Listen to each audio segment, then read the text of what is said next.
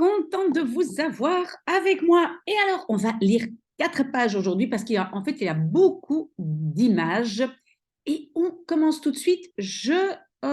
J'insiste sur le fait que les traductions parfois sont un peu bizarres en français. C'est parce qu'on veut absolument comprendre la façon de construire les phrases en anglais.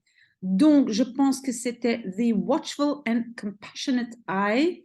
Donc, Matilda read the following books. Donc, Matilda lisait les livres suivants, following, et je pense que c'était sous l'œil watchful, donc sous l'œil attentif, et compassionate, empathique peut-être, c'est Madame Phelps, d'accord? Mais ça, c'était l'autre page.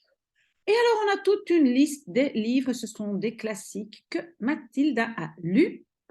It was a formidable list, and by now Mrs. Phelps was filled with wonder and excitement. C'était une liste formidable, et by now, donc maintenant, Madame Phelps était remplie avec de l'étonnement et excitement, on peut dire enthousiasme. But it was probably a good thing that she did not allow herself to be completely carried away by it all.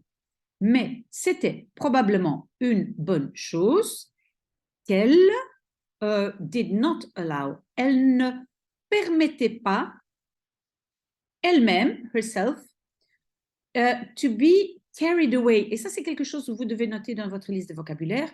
To be carried away by. Être emporté par. Donc, elle ne voulait pas être complètement emportée par it all. Tout cela. Pardon, almost anyone else witnessing the achievements of this small child would have been tempted to make a great fuss and shout the news all over the village and beyond. Presque anyone else, n'importe qui d'autre, witnessing, témoignant, donc quelqu'un qui témoignait the achievements, ce sont des réussites de cette petite fille. Et maintenant, on a un conditionnel. Would have been, aurait été tenté de faire a great fuss, un grand bruit, beaucoup, en français, on va dire, en faire une grande histoire et crier la nouvelle all over, partout dans le village et au-delà.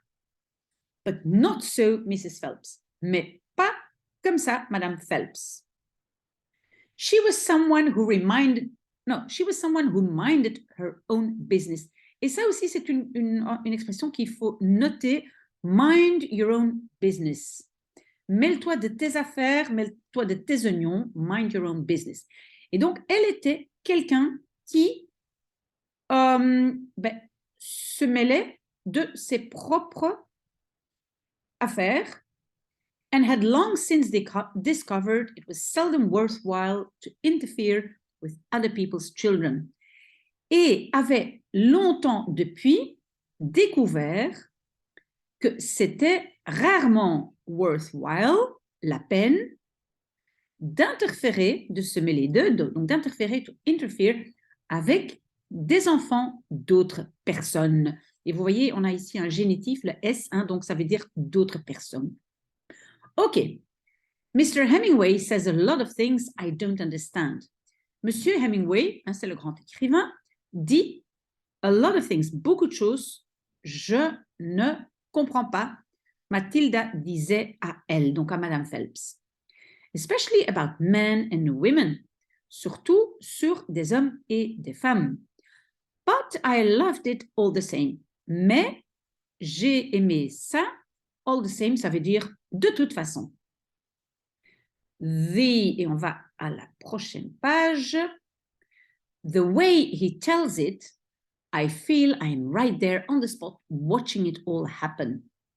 La façon dont, mais il n'y a pas marqué dont ici, mais la façon il le raconte, I feel, je sens, je suis right there, tout à fait là, on the spot, à l'endroit même, en regardant, watching, cela all happen, qui se passe.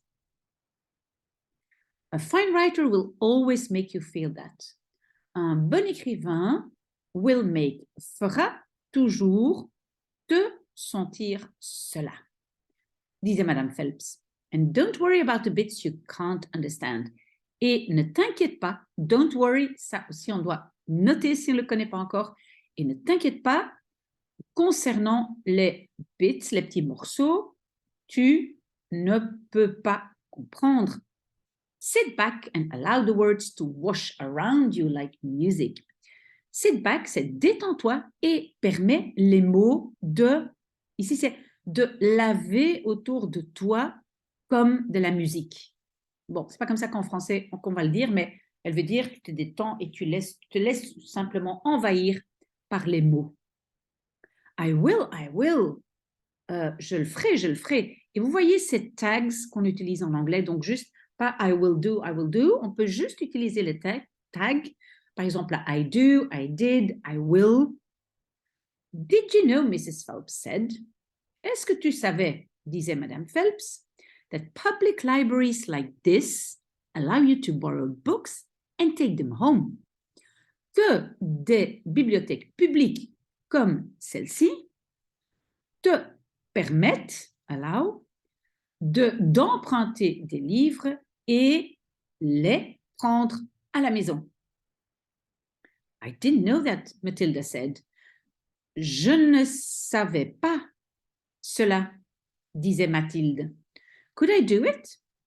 Je pourrais, could c'est pourrait, ça il faut noter, je pourrais faire. Of course, Mrs. Phelps said. Bien sûr, Madame Phelps disait. When you have chosen the book you want, bring it to me so I can make a note of it, and it's yours for 2 weeks. Quand tu as choisi le livre tu veux, apporte-le moi, to me, pour que je puisse faire une note, donc je puisse le noter, faire une note de cela, et donc le livre est le tien, yours, pour 2 semaines. You can take more than one if you wish. Tu peux prendre plus que un si tu souhaites. Ça va? Ok, très très bien. Donc maintenant, on prend encore la page 20 et 21.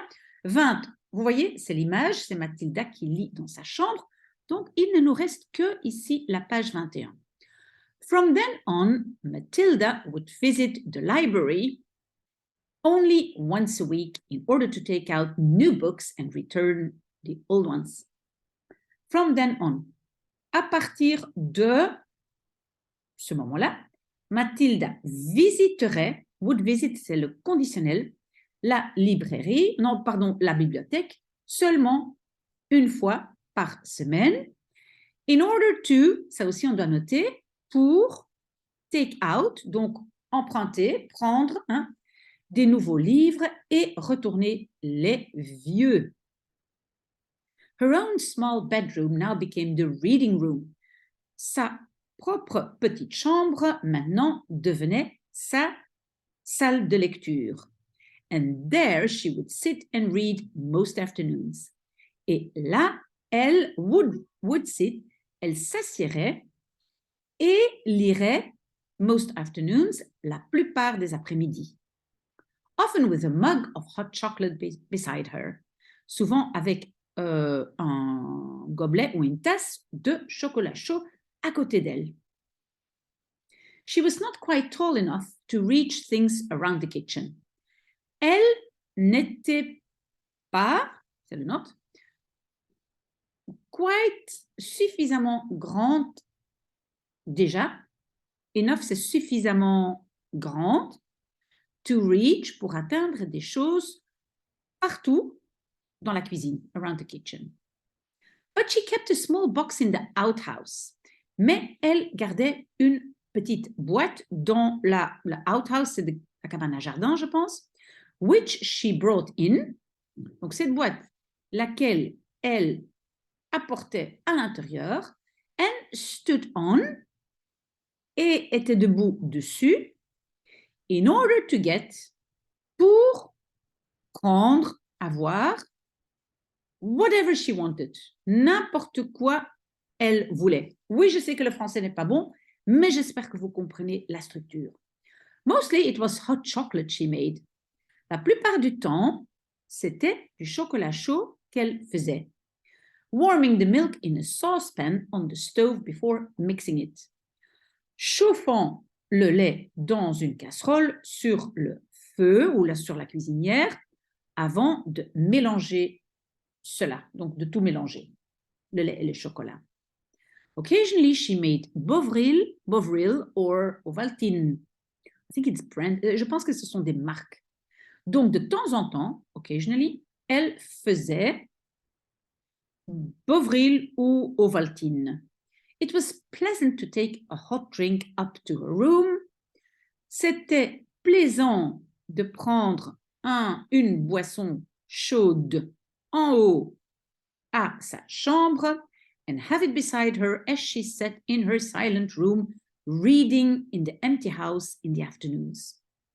Et avoir donc cela à côté d'elle quand elle était assise dans sa chambre silencieuse en train de lire dans la maison vide dans les après-midi. Je ne dis pas en français, dans les après-midi, mais donc les après-midi. The books transported her into new worlds and introduced her to amazing people who lived exciting lives. Les livres la transportaient dans des nouveaux mondes et attention, to introduce, ça veut dire souvent présenter quelqu'un et la présentait à des personnes étonnantes, surprenantes, qui qui vivaient des vies exciting, palpitantes, palpitantes. She went on olden days sailing ships with Joseph Conrad. Elle allait sur des bateaux à voile anciens avec Joseph Conrad, c'est un écrivain. Elle allait en Afrique, she went to Africa with Ernest Hemingway. Elle allait en Afrique avec Hemingway, and to India with Rudyard Kipling, et en Inde avec Kipling. She traveled all over the world. Elle voyageait partout, all over, partout dans le monde, while sitting in her little room in an English village, pendant qu'elle était assise dans sa petite chambre dans un village anglais. C'est merveilleux, non? On peut comme ça lire et être dans d'autres mondes. J'espère que vous aimez le livre. Merci d'avoir été avec moi. À la semaine prochaine, parce que la semaine prochaine, je poste de nouveau une vidéo sur ce livre. À bientôt.